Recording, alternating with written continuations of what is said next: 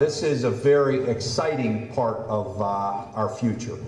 And for myself, it was one of the things during my campaign last year that I put front and center, that I embraced wholeheartedly, because I really do see it as the future and really the present and the future. As Bill Flanagan said, you know, we've been able to weather the storm of the recession that came about 4 or 5 years ago, and energy was a big part of that. The fact is, you know, we have diversified our economy here in Western Pennsylvania when we used to be solely dependent on heavy manufacturing many years ago. And as we diversified, energy became a big part of what we do.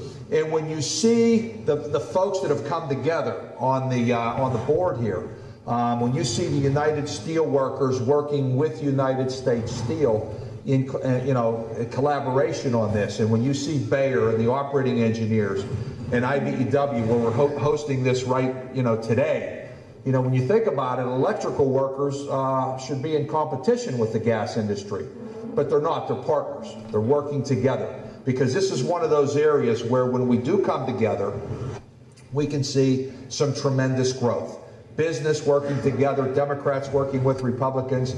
I've been pleased to work with Governor Corbett on this issue. We don't always agree on every issue, but this is one where we have come together and we see tremendous growth moving on into the future.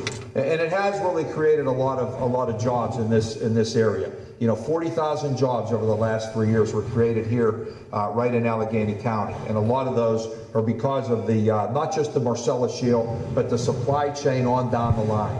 The fact that U.S. Steel opened up a new tube mill in McKeesport, a Mon Valley town that had certainly fallen on hard times and is still trying to revitalize itself. But the fact that there are a couple of hundred steel workers working in that plant right now, and hopefully going to be many more over the years as this continues to grow.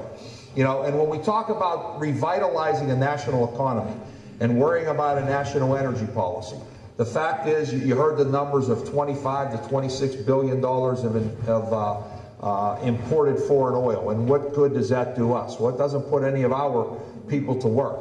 And the fact is, you hear politicians from both parties talking about tax cuts in which to jumpstart an economy.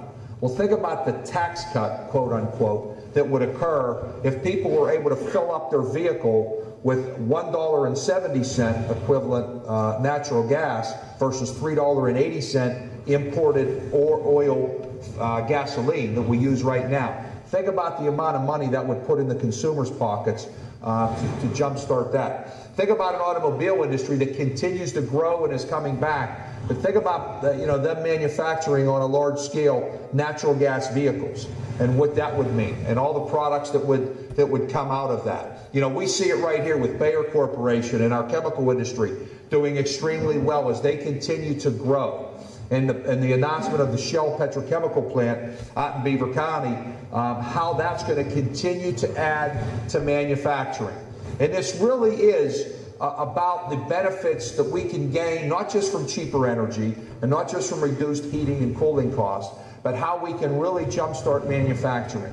For 15 years we were losing manufacturing jobs, and it's just been in the last year or two that America is now growing manufacturing jobs again. And natural gas can continue to be a catalyst along those lines as our feedstock for products, for rubber products, plastic products, etc., on down the line are all going to be enhanced with available, abundant, and economically costly natural gas.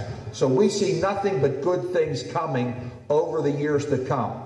But the challenge to all of us, whether you're in the labor union, whether you're an operator out there drilling, or whether you're a manufacturing, is we've got to make sure we do it responsibly. Because for anything we do, we've got to have public support. We've got to have public buy-in. The public needs to see the benefits to what it can mean to them. And not just for that landowner who gets a royalty check for his Marcellus Shale royalties. It's got to be the community in general, the jobs that we create, the wealth that we create, the opportunities that are there for this generation and generations to come. So that's the challenge all of us have, to make sure we do do this responsibly, that we do it in a good, productive manner that leaves a lasting improvement of our economic well-being, of our environment, of the quality of life right here in Western Pennsylvania.